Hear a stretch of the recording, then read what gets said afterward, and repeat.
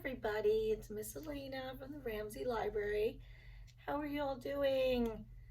Been seeing you guys in a while. Oh, well, um, welcome to story time. And guess what? We're going to be doing something that you all have been seeing. Um, as you can see, all the leaves are falling. It's autumn, and all the leaves are falling. So today I decided to read you guys a book called Fletcher and the Falling Leaves, which is really great. See that? Fletcher and the Falling Leaves. And it's a really good book by Julia Rolliston. And let's read it. But first, don't forget, you got to do the welcome song. Okay, ready? 1, 2, 3. Hello, what do you say? It's gonna be a wonderful day. So give a little cup and turn around. Give another cup and boogie on down. Thanks, Nellie. There she is. Nellie. Okay. Fletcher and the Falling Leaves. Here we go. Okay. Uh-oh, I need my glasses. Sorry. Oh, gosh.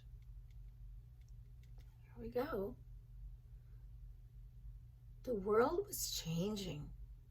Each morning when Fletcher bounded out of the den, everything seemed just a little bit different.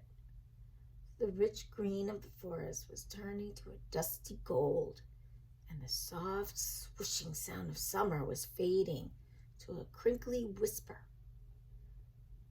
Fletcher's favorite tree looked dull, dry, and brown. Fletcher was beginning to get worried. Look at Fletcher, isn't he cute? It's a little squirrel or fox.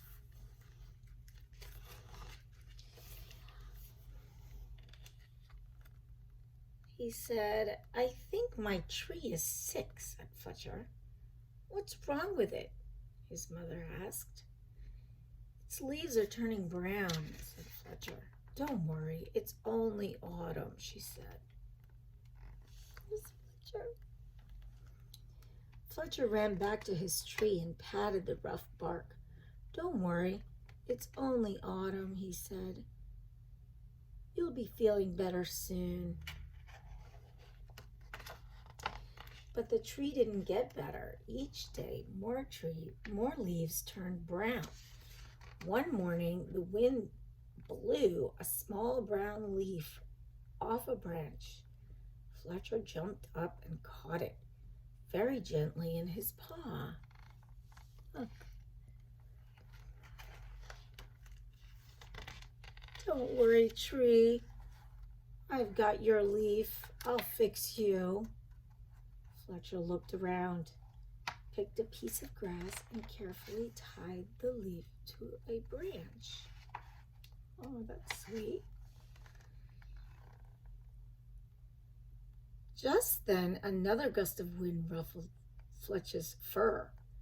The little leaf shook itself free and fluttered back to the ground. Fletcher picked it up again and thought very hard. Then he poked the leaf into a twig and pushed it down firmly. "Now you hold on tight," said Fletcher. "No more flying around." The little leaf gave a tiny rustle in reply.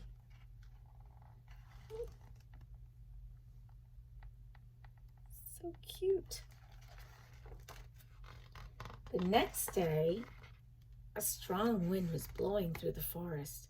Fletcher rushed out of the den and ran all the way to his tree. Lots of branches were bare, and little lost leaves spun everywhere. "Don't worry, tree, I'll catch them for you, I promise." Round and round whirled Fletcher after the swirling leaves.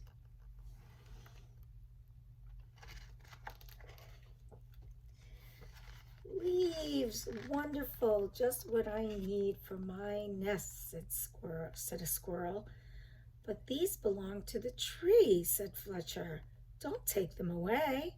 The tree doesn't need them anymore, said Squirrel, bounding off. Help! Help!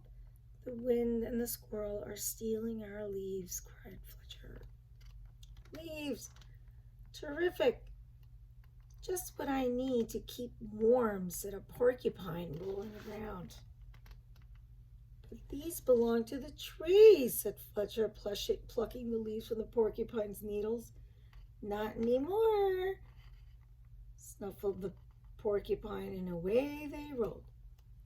Help, help! The wind, said Squirrel, and the porcupine are stealing our leaves, cried Fletcher. Suddenly, a flock of friendly birds swooped down from the sky. They picked up the leaves in their beaks and poked them into the tree's branches. Soon, the tree was leafy again, and Fletcher flopped down and smiled. Thank you, birds, thank you, he gasped as the birds fluttered away. He lay looking up through the leaves at the sky and drifted off to sleep. Oh, see that? There he is sleeping. But the wind continued to blow and the branches still danced. The leaves shivered and shook themselves and began to wiggle free. They tossed and turned and twitched and twirled and tumbled to the ground. They brushed Fletcher's ears and nose and filled his dreams with whispering sound. When Fletcher finally woke up, he couldn't believe his eyes. Instead of a roof of dancing leaves, all he could see were bare branches against the sky. Oh, tree, I'm so sorry, gulped Fletcher. All your leaves are gone.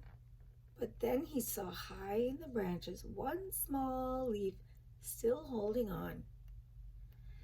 I won't let the wind steal that one, said Fletcher, and he began to climb. He crawled along to the last leaf and held it firmly onto its branch. All day long the wind blew and branch bounced, and Fletcher held tight. I'll stay with you, leaf, he said. Don't worry. But then, with a sudden whoosh of wind, the branch bounced high. With a flip, the leaf let go and fluttered like a little flag clutched in Fletcher's paw. Want to see Fletcher? Oops. Fletcher looked sadly at the leaf that he promised to save. He carried it carefully down the tree and back to the den. He made a cozy little bed for it and gently tucked it in. But all night long he could only think of his tree, all on its own. There he is in his bed. At dawn, Fletcher tiptoed outside. The wind had finally stopped blowing and the air was cold. The moon still hung in the clear sky and pale stars glimmered. As he came to his favorite tree, Fletcher saw a magical sight. Oh boy. The tree was hung with thousands of icicles shining silver in the early light. You are more beautiful than ever, whispered Fletcher. But are you all right? Tiny breeze shivered the branches, making a sound like laughter. And in the light of the rising sun, the sparkling branches nodded. Fletcher gave this tree a hug. Then he went back to the den for a nice, warm breakfast. See? turned into winter. The end. There's Fletcher. All right, guys. This is a really nice book. Thank you for joining me in story time, and I see you guys soon. Come to the library, okay? Bye. Thank you.